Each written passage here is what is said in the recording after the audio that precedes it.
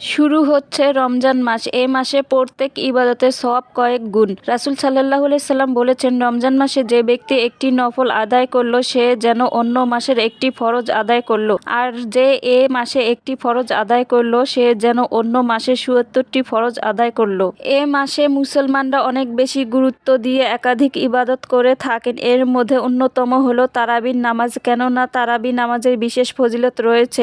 আল্লাহর রাসূল সাল্লাল্লাহু আলাইহি সাল্লাম যে তারাবি পড়ার প্রতি উৎসাহিত করেছেন। এক হাদিসে তিনি বলেছেন, যে ব্যক্তি ঈমানের সঙ্গে ও পরকালের আশায় রমজানের রাতে কিয়ামুল লাইল তারাবি আদায় করবে তার অতীতের পাপ মার্জনা করা হবে। নাসাই হাদিস নাম্বার 2250। তারাবিকে ঘিরে দেশের মসজিদগুলোতে উপচেপড়া ভিড় লক্ষ্য করা যায়। সাধারণত মুসলমানদের সুবিধার্থে তারাবি নামাজের নিয়ত, নিয়ম, দোয়া ও মোনাজাত নিচে তুলে ধরা হলো। তারাবি নামাজ পড়ার নিয়ম। এশার নামাজ পড়ার পরে তারাবি পড়তে হয়। তারাবির নামাজ 2 রাকাত করে পড়া হয়। প্রত্যেক 2 রাকাতের পর সালাম ফেরানো হয়। এভাবে 4 রাকাত পড়ার পরে কিছুক্ষণ বিশ্রাম নেওয়া হয়। এমন সময় বিভিন্ন তাসবিহ তাহলিল পড়া উত্তম। তারাবি নামাজের নিয়ত। প্রত্যেক আমলের জন্য নিয়ত করা হয়। তারাবি নামাজের জন্য ও নিয়ত করা হয়। নিয়ত মনে মনে বাংলাতেও করা যায়। আমাদের দেশে প্রচলিত তারাবির আরবি নিয়ত হলো, নাওয়াইতু আন উসাল্লিয়া লিল্লাহি তাআলা রাকাতাই সালাতিল তারাবি সুন্নতি রাসূলিল্লাহি তাআলা মুতাওয়াজ্জিহান ইলা জিহাতিল কাবাতি শরীফাতে আল্লাহু আকবার। অর্থ,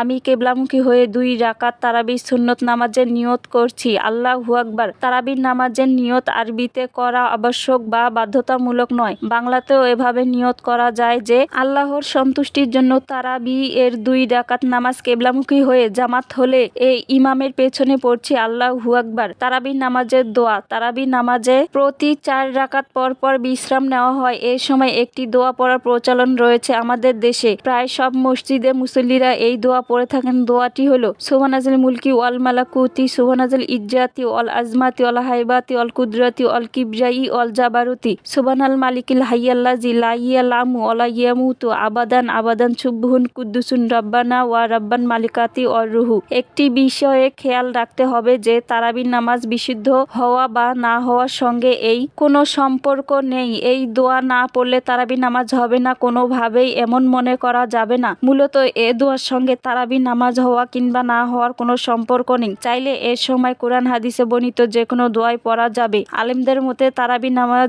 4 রাকাতের পর বিশ্রামের সময়টিকে কুরআন হাদিসে বর্ণিত দোয়া, তওবা, ইস্তেগফার গুলো পড়াই উত্তম। তারাবি নামাজের মোনাজাত। প্রতিদিন তারাবি নামাজ শেষে দেশের মসজিদগুলোতে একটি দোয়া পড়ে মোনাজাতের প্রচলন রয়েছে। প্রাচীন কাল থেকেই দেশব্যাপী মসজিদগুলোতে এই দোয়াটি হলো উচ্চারণ, আল্লাহুম্মা ইন্না নাসআলুকাল জান্নাতা ওয়া নাউযু বিকা মিনান নার, ইয়া খালিকাল জান্নাতি ওয়ান নার বিরহমাতিকা ইয়া আজিজু ইয়া গাফফারু ইয়া কারিমু ইয়া সাত্তারু ইয়া রাহিমু ইয়া জাব্বার ইয়া খালিকু ইয়া বারু, আল্লাহুম্মা আজিরিনা মিনান নার, ইয়া মুজিরু ইয়া মুজিরু ইয়া মুজিরু বিরহমাতিকা ইয়া রহমানির রাহিমিন। দোয়াটি পড়ার ক্ষেত্রে মনে রাখতে হবে তারাবি নামাজ হওয়া বা না হওয়ার এর সঙ্গে কোনো সম্পর্ক নেই। যেমন তারাবি নামাজের প্রতি 4 রাকাতের পর পর পড়া দোয়াটির সঙ্গে তারাবি বিশুদ্ধ হওয়ার কোনো সম্পর্ক নেই। আমাদের সমাজে অনেকে মনে করেন তারাবির নামাজ সঠিক নিয়মে আদায়ের জন্য নামাজ শেষে এই দোয়াটি পড়া আবশ্যক। এমন ধারণা বা বিশ্বাস ঠিক না। ভিডিওটি ভালো লাগলে অবশ্যই লাইক, কমেন্ট, শেয়ার করবেন। ধন্যবাদ সবাইকে।